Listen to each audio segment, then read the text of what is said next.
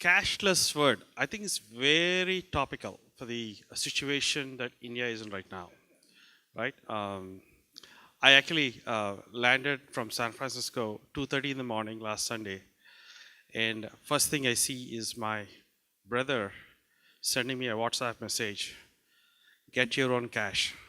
I said, "What the hell is this?" I've come from all the way, and he said, "Don't exit the airport before you exchange your currency at the currency center."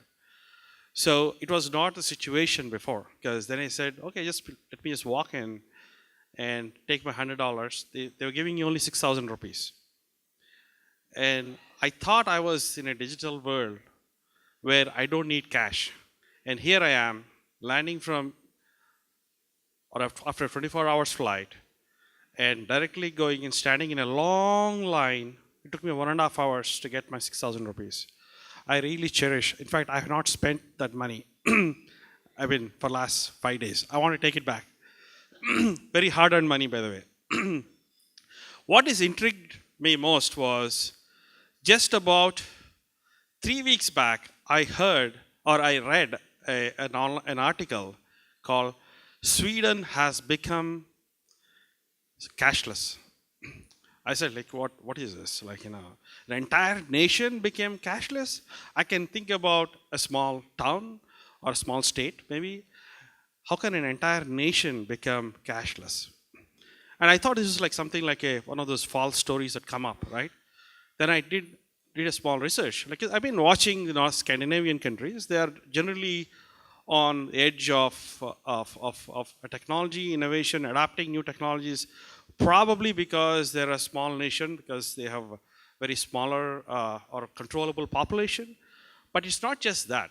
They're up to something. In fact, I saw pictures of stores outside. They put, "We don't accept cash."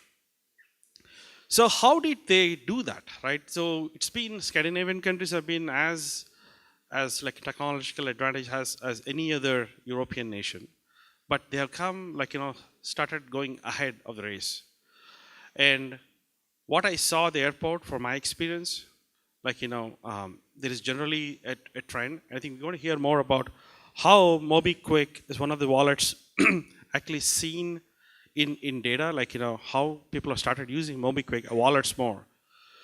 But the point is, people are taking towards that digital turn. There is a turn where people like to start using it more often. And we have seen some nations gone ahead, like the Scandinavians. Some are going slightly behind.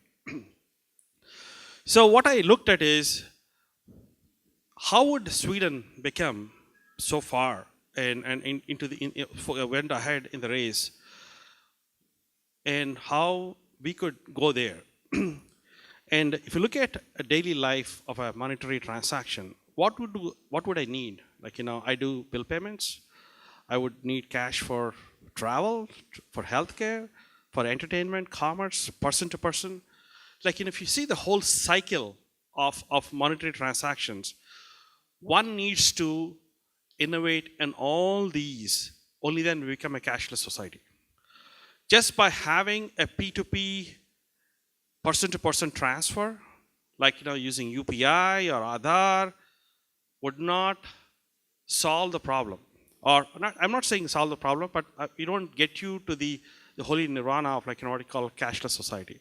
One needs to address all these avenues called bill payments. How can I do bill payments without cash?